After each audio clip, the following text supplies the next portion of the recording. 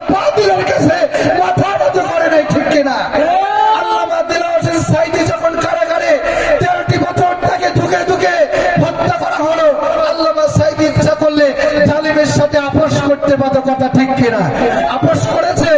আপোষ করে নাই। যুগে যুগে আলেমরা প্রমাণ করেছে আমরা জীবন দিতে পারি, রক্ত দিতে পারি, আমরা জালিমের সঙ্গে মাথা নত করতে পারি না, কথা ঠিক কিনা?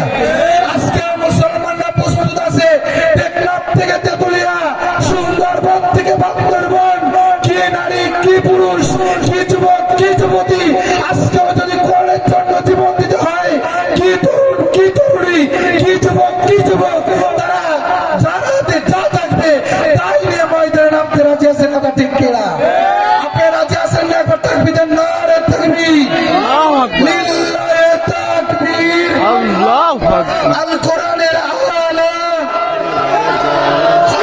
সংসদে আল কোরআনের আলা, আল হাদিসের আলা, লিল্লাহি তাকবীর। আপনারা আমার ভাইজানেরা, তাহলে কোরআন থেকে কথা হবে, কোন মানুষকে দেখে আমরা ভয় পাবো?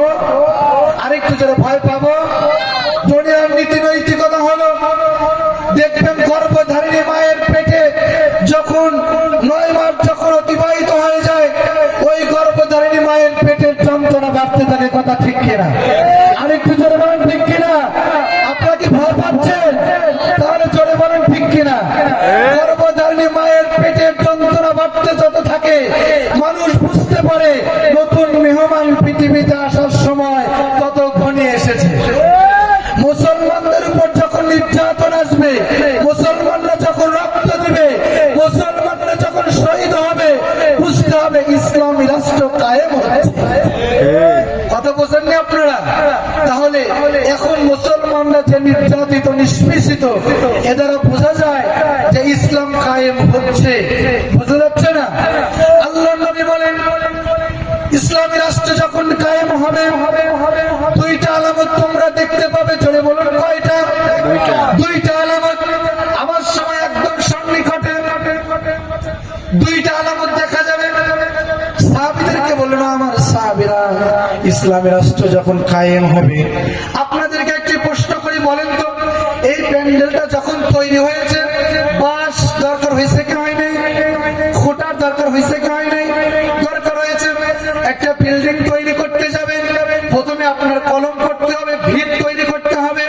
নবীজি বলেন সাহাবীরা শোনো, ইসলাম যখন সমাজে কায়েম হবে, কায়েম হওয়ার পূর্বে কিছু ভিত্তি স্থাপন করতে হবে। সুবহানাল্লাহ। ভিত্তি স্থাপন করতে হবে। সে ভিত্তিটা হলো কি?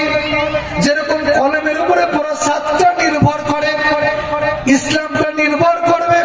তোমরা বুঝতে পারবে যখন দুইটি কাজ সমাজে যখন প্রচলিত হয়ে যাবে, তোমরা বুঝবে এখন ইসলামী রাষ্ট্র কায়েম হচ্ছে।